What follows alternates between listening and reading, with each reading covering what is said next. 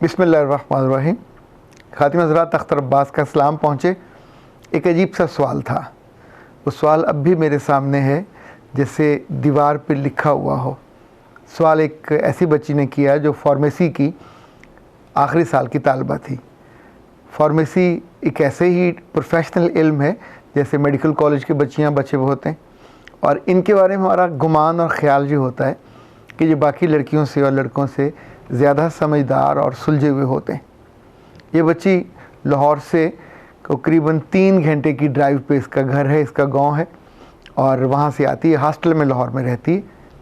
اس نے کہا کہ میں ایسی خوش بخت ہوں کہ اسکول کے زمانے میں میرا کوئی سکینڈل نہیں تھا۔ میں کالج میں 4 سال گزارے، اسکول اور کالج میں، اور اس بیچ میں نہ کوئی افیئر بنا، نہ کبھی کسی کو میری طرف انگلی اٹھانے کا موقع میں نے دیا، اور میں ہمیشہ سے ایک تگڑی اور سٹرونگ لڑکی تھی۔ وہ دکھنے میں ایک اچھی کمپوزڈ لڑکی، ایک اچھے گھر کی، جیسے ہم خاندانی لوگ کہتے ہیں اس طرح کے لوگوں کی۔ اور مجھ سے ملنے آئی تو بھی اس نے دوپٹے کے ساتھ سکارف اور چادر لی ہوئی تھی، تو میں اسے بولڈ بھی نہیں کہہ سکتا۔ یوں سمجھیں کہ جیسے آپ گاؤں سے شہر میں آتے ہو اور آپ کو اپنا احساس رہتا ہے اپنے وجود کا، اپنی عزت کا، اور آپ اس کے گرد ایک دیوار کھڑی رکھتے ہو۔ اس نے کہا میں نے بڑی کامیابی کے ساتھ یہ کیا۔ میں ریگولر ویکینڈ پہ لاہور سے بذریعہ ٹرین ساہیوال جاتی ہوں، اور واپسی پہ کبھی ٹرین سے کبھی کوچ سے آتی ہوں۔ جو اس کا سوال تھا، اس نے کہا مجھے تو کسی نے نہیں لوٹا، کسی غیر کو کبھی ہمت بھی نہیں ہوئی کہ مجھ تک اپروچ کرتا، کی بھی تو میں نے اس کو ریجیکٹ کیا، پر میں تو ایک اپنے ہی عزیز کے ہاتھوں لٹ گئی، اس میں میرا کیا قصور ہے؟ جب وہ یہ سوال کر رہی تھی کہ اس میں میرا کیا قصور ہے، تو ممکن ہے اپنے آپ کو وہ تسلی دے رہی ہو، ممکن ہے اپنے آپ کو بندہ اندر سے دلاسا دیتا ہے آئی ایم سو انوسینٹ، بھلا میرا کیا قصور ہے؟ مجھے تو کسی اپنے نے ٹرانس میں لیا اور مجھے چکر دیا، اور اس کے بعد اس نے میرے ساتھ کھلواڑ کیا۔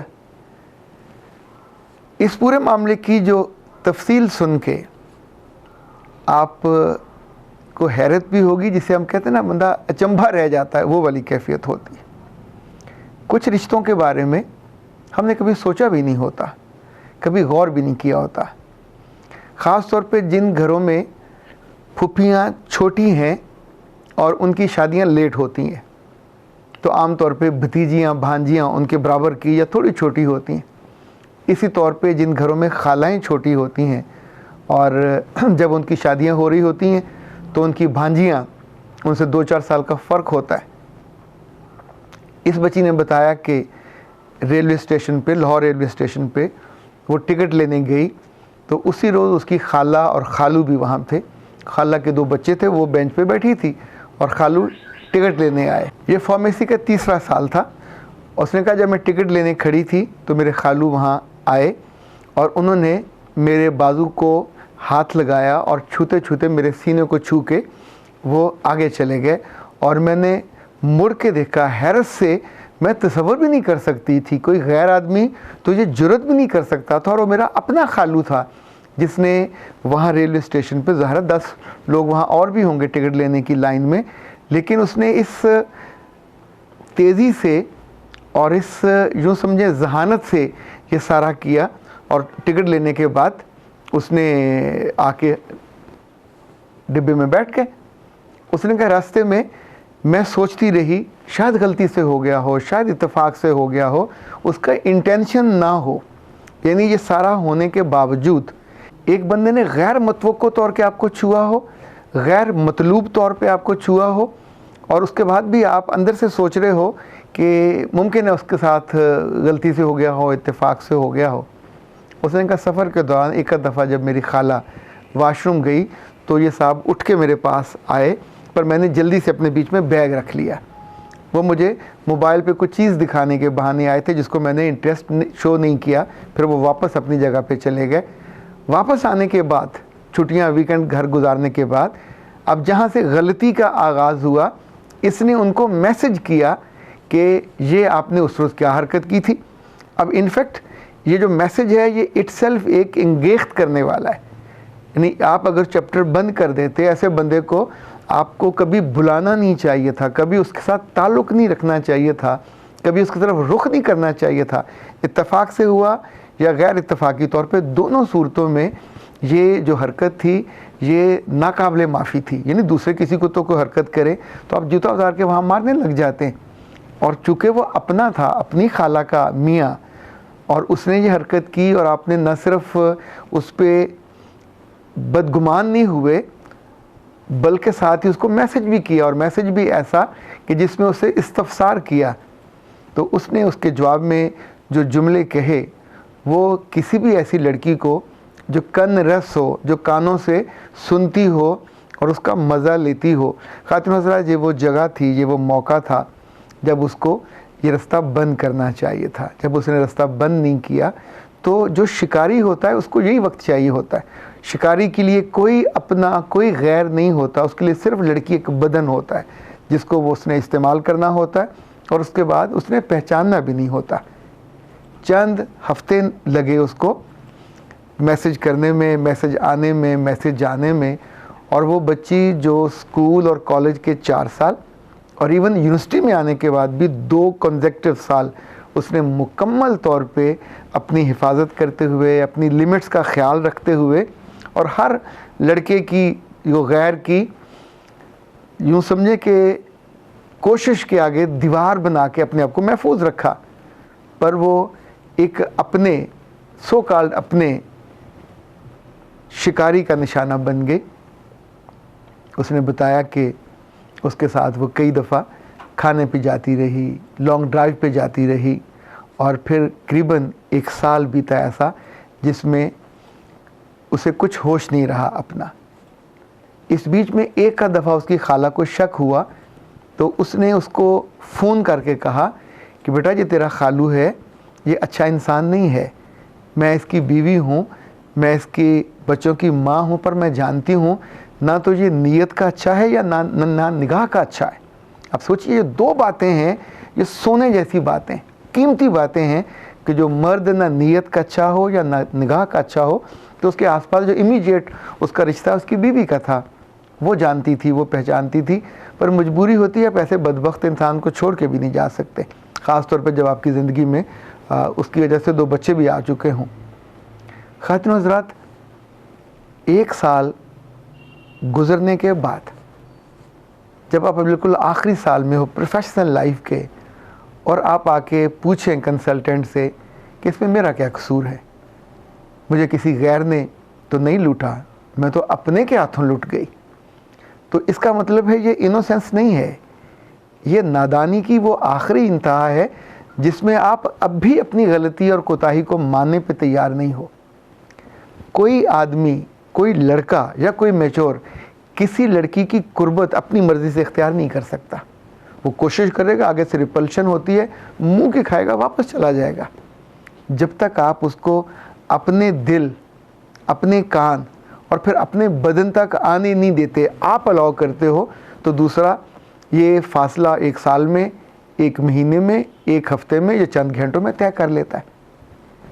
یہ پیش دستی اس کی نہیں ہے، یہ ناکامی آپ کی ہے.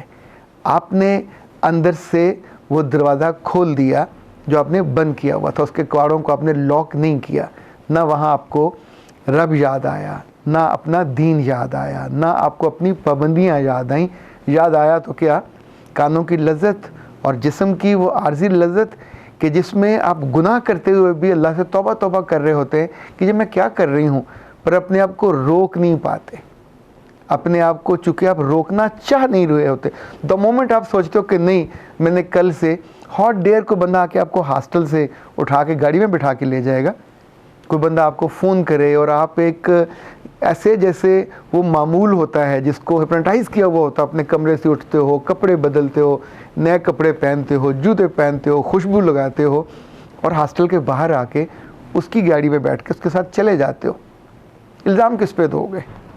اس پہ الزام کیسے دے سکتے ہو کہ جس نے تو یہ دن دہاڑے میں کیا، اور آپ عقل، شعور، دانش سب. اور بلکہ جب آپ کے جسم کے ساتھ یہ سارا کھلواڑ ہو رہا ہوتا ہے تو یہ تو نہیں ہوتا کہ یہ اوپن ہو رہا ہو. یہ آپ جس کمرے میں کرتے ہو, جس گاڑی میں کرتے ہو, جس گھر میں کرتے ہو, جس ہوٹل میں کرتے ہو, تو آپ کو خبر ہوتی ہے.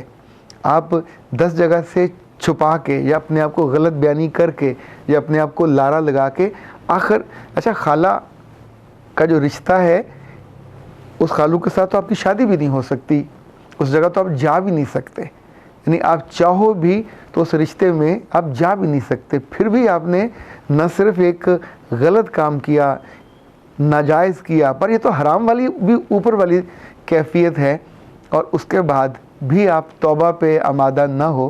یہ پوچھنے آتے ہو کہ میرے ساتھ یہ جو ظلم ہوا ایک اپنے نے کیا اور اب اس کے ساتھ تو میں کچھ نہیں کر سکتی, تو کیا مجھے اپنی ماں کو شکایت لگانی چاہیے؟ کیا مجھے اپنے گھر والوں کو بتانا چاہیے؟ اور خود میرے اپنے جسم کا کیا ہوگا کہ میری جب شادی ہوگی تو کیا میرے میاں کو علم ہو جائے گا؟ تو یہاں بھی آپ کو ڈر کسی اور چیز کا ہے. نہ آپ اپنے رب سے ڈرے ہو, نہ اپنے خاندان کی عزت سے ڈرے ہو, نہ آپ اپنی کسی مان مریادہ سے ڈرے ہو. اندر آپ کے اب بھی اس پورے جو گزرا ہوا وقت ہے اس کے لیے نفرت نہیں ہے. یاد رکھیے گا, گناہ سے آپ نفرت نہیں کرو گے تو گناہ آپ کے اندر پلتا رہے گا.